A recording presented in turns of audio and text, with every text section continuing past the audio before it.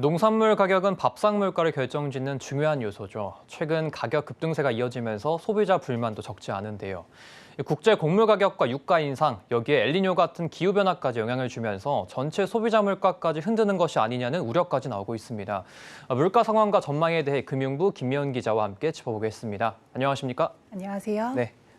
네, 장마철 집중호우가 이어지면서 최근 농산물 값이 많이 폭등을 했습니다. 장마는 끝났지만 아직 태풍 등 아직 물가를 위협한 요인들이 많이 남았죠. 네, 맞습니다. 마트에 가봤는데 예. 할인을 해도 일부 품목은 여전히 비싸더라고요. 네.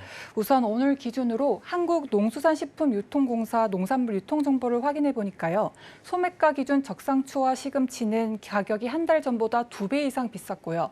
오이는 43.2%, 애호박 77%, 깻잎 30% 뛰었습니다. 폭우가 심했던 지난주보다는 가격이 다소 누그러들었지만 여전히 높은 수준이었습니다. 또 앞으로 8월 폭염, 9월 태풍 등 남아있는 기상악재들을 고려하면 여전히 안심하긴 이르다는 지적이 나옵니다. 특히 올해처럼 엘니뇨가 발생한 해에는 우리나라에 오는 태풍이 빈도가 잦고 더 강해지는 경향이 있어서 우려가 더 큰 상황입니다. 때문에 9월 추석까지 소비자가 체감하는 장바구니 물가 부담은 상당할 것으로 전망됩니다. 네, 최근 우크라이나 전쟁이 더 악화되고 있는 상황인데 이 때문에 국제 곡물 가격도 불안하겠는데요. 네, 맞습니다. 지난달 25일 기준 소매 가격은 러시아가 협정 중단을 선언한 지난 17일보다 16% 올랐고 옥수수는 12% 가까이 올랐습니다. 러시아가 흑해 곡물 협정 참여 중단에 이어서 우크라이나 항구 도시 오데사까지 연일 공격하면서 세계 곡물 시장이 흔들린 영향인데요. 국제통화기금 IMF는 흑해 곡물 협정 파기로 전 세계 곡물 가격이 15%가량 상승할 것으로 전망했습니다.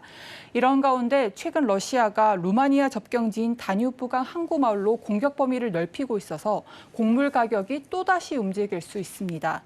수입 곡물 가격 상승은 시차를 두고 국내 빵, 과자, 음료수 가격도 따라 오르게 하는데요. 우선 정부는 국내 제분 사료업계가 원료 6개월분을 이미 확보해뒀기 때문에 당장 국내에 미치는 영향은 없다고 전망했습니다. 하지만 국제 곡물 가격 불안이 장기화할 경우 국내 물가 상승도 불가피해서 최악 상황 넘을 대책도 마련해야 한다는 조언이 나옵니다. 네, 지난해 물가 상승률을 끌어올린 주 원인인데 국제 유가는 좀 상황이 어떻습니까? 네, 국제 유가도 다시 상승세입니다. 예. 오늘 서부 텍사스산 원유 가격은 지난달 14% 가까이 상승해서 월간 기준으로는 지난 1월 이후 가장 큰 폭 상승했습니다. 5주 연속 오름세이기도 합니다.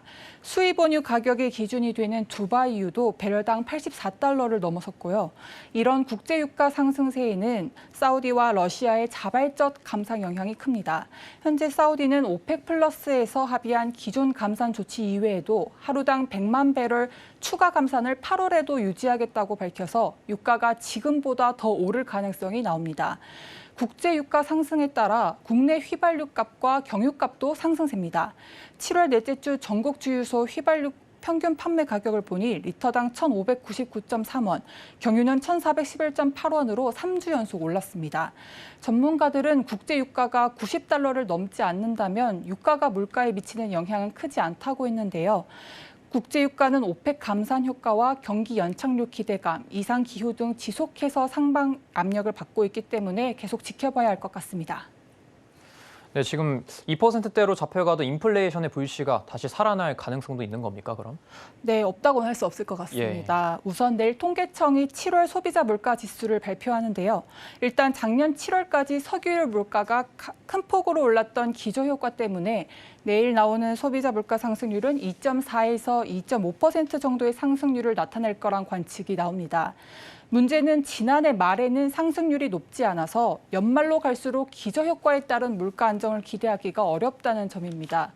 한국은행도 현재 2%대 접어든 물가 상승률이 연말께 다시 3%대로 뛸 거란 전망을 하고 있는데요. 집중호우와 고온 등 이상기후가 갈수록 심해지고 있고 우리나라는 또 쌓인 적자만큼 올려야 할 공공요금 인상도 남아있는 등 인플레이션을 위협하는 요소가 많아서 한국은행의 통화정책도 부담스러워질 거라는 예상이 나오고 있습니다. 네, 오늘 물가에 대해 금융부 김미연 기자와 이야기 나눠봤습니다. 고맙습니다. 고맙습니다.